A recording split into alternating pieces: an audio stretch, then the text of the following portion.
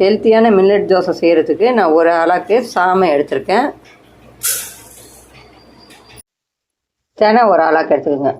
சாமை ஒரு அளாக்கு, தினை ஒரு அளாக்கு. மில்லட்டு தோசைக்கு சாமை ஒரு அளாக்கு, தினை ஒரு அளாக்கு எடுத்துக்கிறோம். இதுக்கு உளுத்தம் பருப்பெல்லாம் நம்ம போட போகிறதில்ல. வெறும் 2 அரிசியை மட்டும் ஊற போட்டு தோசை செய்ய போகிறோம். இதை நல்லா கழுவிக்கிங்க. ஒரு 2-3 தடவை நல்லா கழுவணும். கழுவிட்டு ஒரு 4 ஹவர்ஸ் ஊற வைக்கணும். அப்போ தான் தோசை நல்லா சாஃப்டாக இருக்கும். ஒரு 4 ஹவர்ஸ் இது ரெண்டுத்தையும் ஊற வைக்கணும். பாருங்கள், கழுவியாச்சு. தண்ணி ஊற்றும் போது நம்ம கொஞ்சமாக தான் ஊற்றணும். அரிசிக்கு ஊற்றுற மாதிரி நிறைய ஊற்றக்கூடாது. ஏன்னா இது அவ்வளோ தண்ணி உறிஞ்சாது, புசு புசுன்னு ஊறி வராது. இது இருக்கிறது லைட்டாக தான் ஊறும், பெருசாகும். அதனால் இந்த தண்ணி கம்மியாக ஊற்றுங்க. ஏன்னா ஊறின தண்ணியை நம்ம எடுத்து ஊற்றுற மாதிரி ஆகிடும். ஊறின தண்ணியோடு அரைச்சா தான் நம்மளுக்கு சத்து நிறையா கிடைக்கும். தண்ணி முங்குற அளவுக்கு இவ்வளோ தான் ஊற்றணும். இந்த அளவுக்கு இருந்தால் போதும். நம்மளுக்கு அதிலே அரைக்கிறதுக்கு சரியாக இருக்கும். அதனால் தண்ணி கம்மியாக அரிசி முங்கி கொஞ்சம் மேலே இருந்தால் போதும். அது பாருங்கள், அரிசி 4 ஹவர்ஸ் ஊறிடுச்சு. அரைச்சிட்டு வந்தாச்சு. மாவு எப்படி இருக்குது பாருங்கள். இதில் போடுறதுக்கு கோஸ் ஒரு 1/4 கிலோ கட் பண்ணிக்கோங்க. ஒரு வெங்காயம் கட் பண்ணிக்கோங்க. ஒரு 10 பல் பூண்டு சின்ன சின்னதாக கட் பண்ணிக்கோங்க. கொஞ்சம் இஞ்சி, ஒரு பெரிய துண்டு அளவுக்கு இஞ்சி, ஒரு 6 பச்சை மிளகாய் பொடிசாக கட் பண்ணிக்கோங்க. இதெல்லாம் நம்ம மாவில் போட்டு சேர்த்துடலாம். மாவில் எல்லா காயையும் போட்டு கலந்து விட்டுருங்க. இதுக்கு 1.5 டீஸ்பூன் அளவு உப்பு சேர்த்துக்குங்க. உப்பு உங்களுக்கு கூடுதலாக தேவைப்பட்டால் சேர்த்துக்குங்க. 1.5 டீஸ்பூன் உப்பு சரியாக இருக்கும். உப்பை போட்டு நல்லா கலந்து விட்டுடுங்க. மாவில் நல்லா மிக்ஸ் ஆகிற அளவுக்கு கலந்து விட்டுருங்க.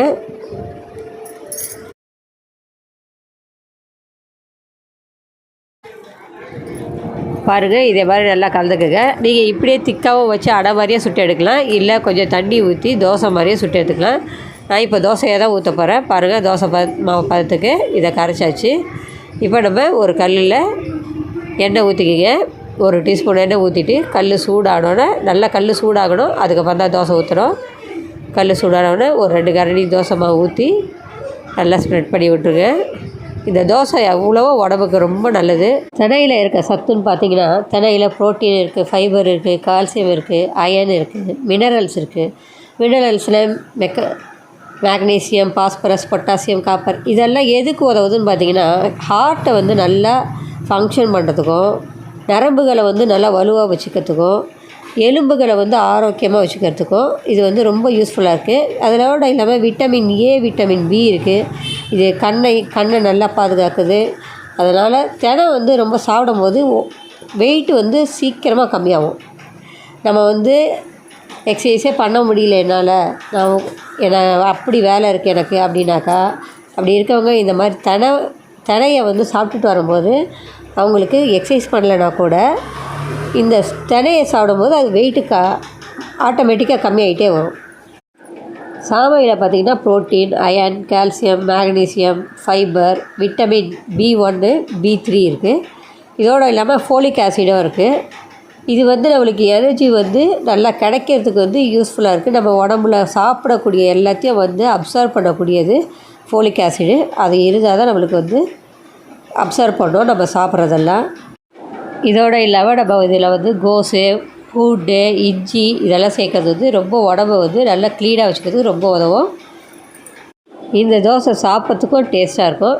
இதே மாதிரி நீங்களும் செஞ்சு சாப்பிட்டு பாருங்கள். உங்கள் வெயிட்டு சீக்கிரமாக கம்மியாகிடும்.